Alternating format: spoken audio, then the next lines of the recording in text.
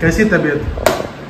तबीयत तो आज बिल्कुल भी ठीक नहीं है। जब से मैं सुबह से उठा हूँ और बॉडी में बहुत ज़्यादा पेन हो रहा है और फीवर भी आ गया है मुझे। आज वैक्सीनेशन के लिए हम गए थे लेकिन वैक्सीन नहीं लग पाई है क्योंकि फीवर भी है, ज़ुकाम भी हो गया है, बॉडी में पेन भी हो रहा है।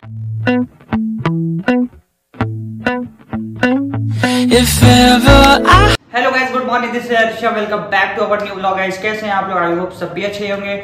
और गाइस आज की ये वीडियो आप लोगों के लिए बहुत खास होने वाली है और इस वीडियो को आप लोग लास्ट तक देखना क्योंकि आज हम इस वीडियो में ट्रांसप्लांट से रिलेटेड खर्चे बताने वाले हैं कि ट्रांसप्लांट में कितना एक्सपेंस आता है। वो सारी चीज़ें मैं आज डिटेल में आप लोगों को बताऊंगा और एक डोनर का कितना खर्च आता है और एक किडनी पेशेंट का कितना खर्च आता है और हॉस्पिटल में कितने दिन रहने का खर्च आता है, आईसीयू का कितना खर्च आता है और ट्रांसप्लांट के बाद दवाएं कौन कौन सी, मतलब उसका कितना खर्च आता है। वो सारी चीज़ें लिस्ट मेरे पास आ गई है। वो सारी चीज़ें आज मैं आपको बताने वाला हूँ और वीडियो को लास्ट तक देखना क्योंकि इस वीडियो में बहुत सी जानकारी है जो आप लोगों के लिए जानना बहुत जरूरी है। और गाइस जैसा कि मैं आपको बता दूं, अभी फ्राइडे को मेरी जो डायलिसिस हुई थी तो उसमें ये इंजेक्शन लगना था।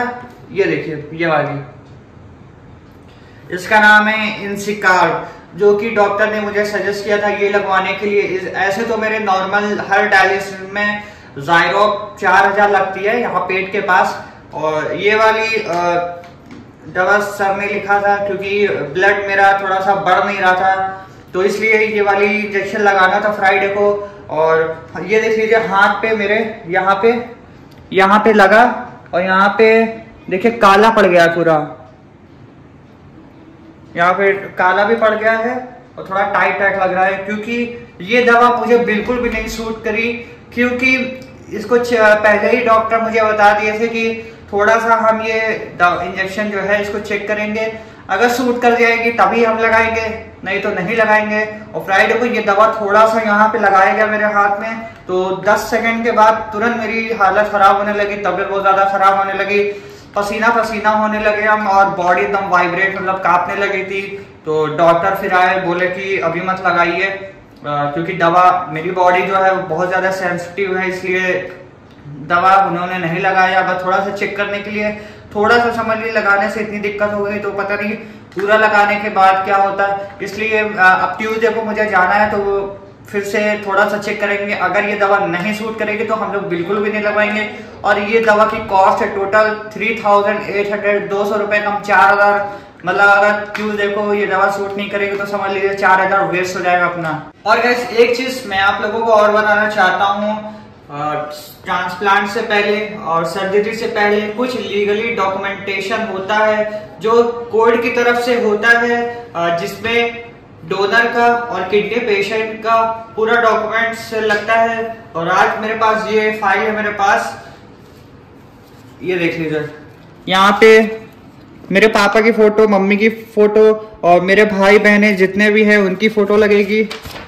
और यहाँ पे डोनर की जो भाई बहन है उनकी फोटो लगेगी और यहाँ पे जो किडनी पेशेंट है उनकी पूरी फोटो लगेगी, उनके भाई बहनों की, और सारी चीज़ें इसमें लिखी हुई हैं। एक चीज़ और आपको दिखा देता हूँ कि इसमें पूरा एड्रेस वगैरह सब चीज़ लिखा हुआ है। और यहाँ पे एक लाइन और भी है, जैसे लिखा है, किसी भी कारण से मेरी मृत्यु की दुर्भाग्यपूर्ण घटना के लिए मेरा कोई भी संबंधित शुभचिंतक, एनेस्थेसिस्ट, नेफ्रोलॉजिस्ट और अन्य विशेष अस्पताल के अधिकारी, कर्मचारी या अन्य कोई भी व्यक्ति प्रत्यक्ष या अप्रत्यक्ष रूप से जिम्मेदार नहीं होगा। इन केस अगर सर्जरी के टाइम पे ऐसी कोई भी दिक्कत आती है या कुछ भी होता है तो वो हॉस्पिटल की जिम्मेदारी नहीं होगी।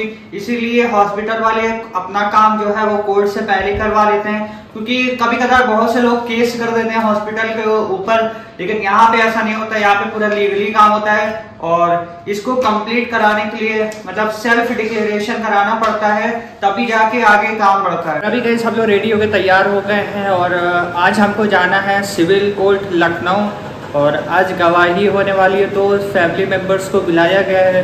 मैं, मम्मी, भाई और मेरे मामू लोग सब लोग साथ में जा रहे हैं। और अभी जो मैंने डॉक्यूमेंट्स में दिखाया था उसमें ये भी लिखा है कि जो डोनर है वो किसी के दबाव में आके तो नहीं अपना डोनेट कर रहा है किडनी, तो सारी चीज़ें उस पर लिखी है। तो चलिए देर नहीं करते हैं, और आज हमको हॉस्पिटल भी जाना है। मुझे पहला हेपेटाइटिस जो वैक्सीन लगा था, तो आज हमें वैक्सीन भी लगवाना है। कल संडे था इसलिए नहीं लगा, आज मंडे है तो आज लगेगा। तो चलिए चलते हैं। और उस डॉक्यूमेंट में ये भी लिखा हुआ है, ट्रांसप्लांट के बाद बच्चों को अपनी मदर का बहुत ज़्यादा ख्याल रखना है और कभी मिसबिहेव नहीं करना है, या अगर अगर बिहेवियर उनका चेंज होता है तो इसके लिए जेल भी हो सकती है। वो सब लिखा हुआ है उसमें, इसीलिए लीगली काम हो रहा है।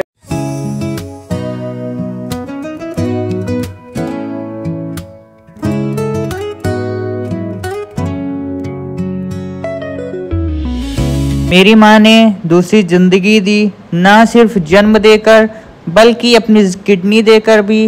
वो सिर्फ माँ ही नहीं, मेरी फरिश्ता है। अभी गाइस हम लोग टोल के पास रुक गए थे और हमने ताज़े पेड़ के टूटे हुए जामुन ले लिए हैं। हम तो खा नहीं सकते, मुझे मना है। अभी गाइस हम लोग रास्ते में रुक गए थे चाय नाश्ता करने के लिए। और एक चीज़ और बोलूँगा, जो चीज़ मैं नहीं खा पाता हूँ वो चीज़ मम्मी मुझे दिखा दिखा के जानबूझ के खाती हैं।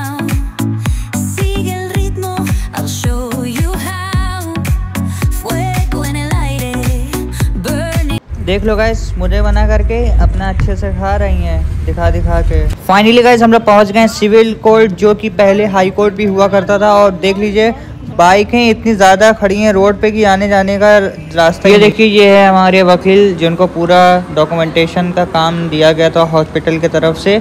और अभी हमको सारी फॉर्मेलिटीज़ करनी है, मेरे फैमिली वालों को सबको सिग्नेचर करना है बारी बारी।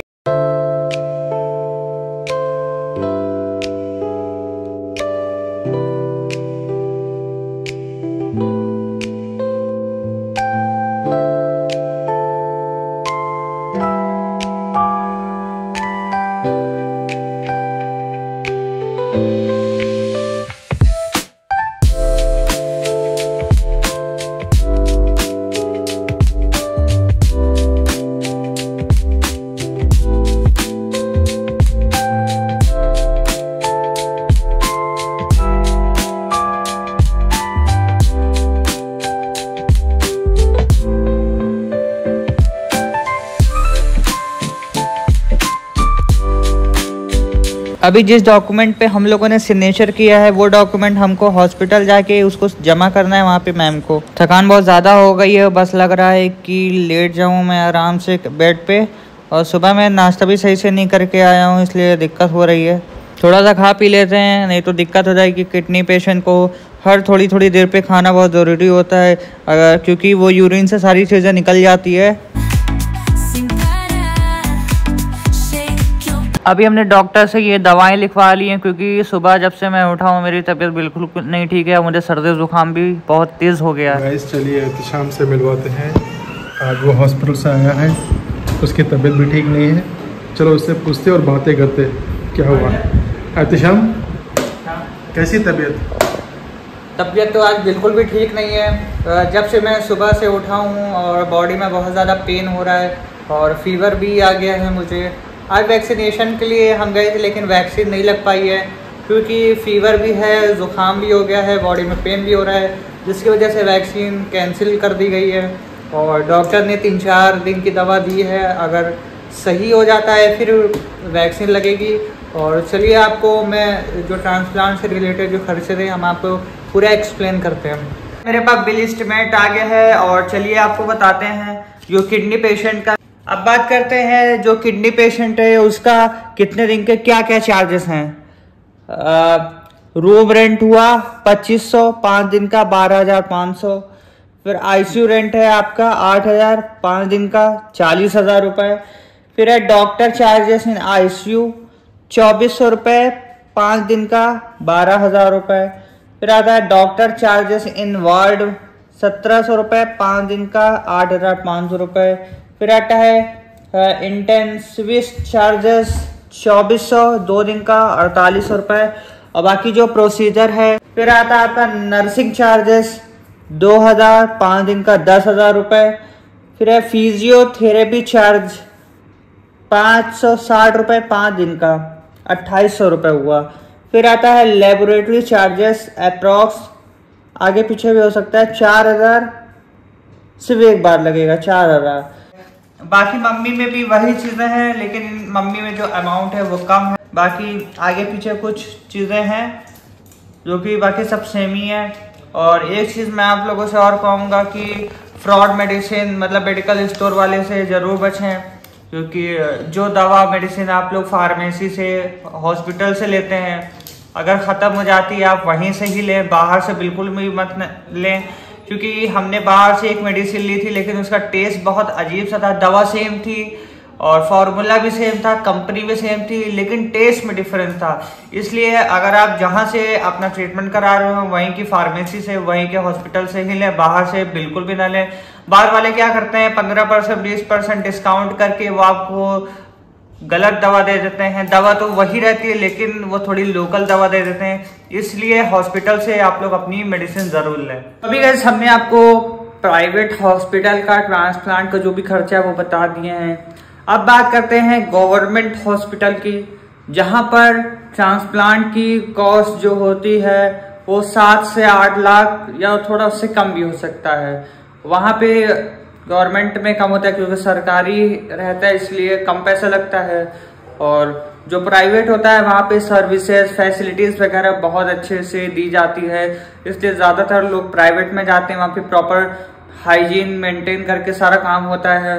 और गवर्नमेंट का तो हॉस्पिटल आप जानते ही होंगे कि वहाँ पे कैसे लोगों का देखभाल करते हैं, कैसे नर्स लोग पेशेंट को कैसे ट्रीट करती हैं, वो सब आप लोग को पता ही होगा जो भी गवर्नमेंट हॉस्पिटल में डायलिसिस करा रहा होगा। और एक चीज़ और बता दूं कि जिनकी फाइनेंशियल प्रॉब्लम चल रही है, या जो लोग डायलिसिस पे हैं, खर्चे बहुत ज़्यादा है, और या जिनको ट्रांसप्लांट कराना चाहे वो प्राइवेट हो या गवर्नमेंट हो, और हर गवर्नमेंट हॉस्पिटल में आयुष्मान कार्ड, गोल्डन कार्ड्स और बहुत से जो ऑफर्स देते हैं गवर्नमेंट, तो वो सब कार्ड लग जाते हैं गवर्नमेंट हॉस्पिटल में। और डायलिसिस बहुत जगह होती है, वहां पे भी आयुष्मान कार्ड दिखा के आप सस्ते में करवा सकते हो। अगर आपको वीडियो अच्छी लगे तो प्लीज वीडियो को लाइक शेयर सब्सक्राइब कर देना, और ऐसे ही ढेर सारा प्यार।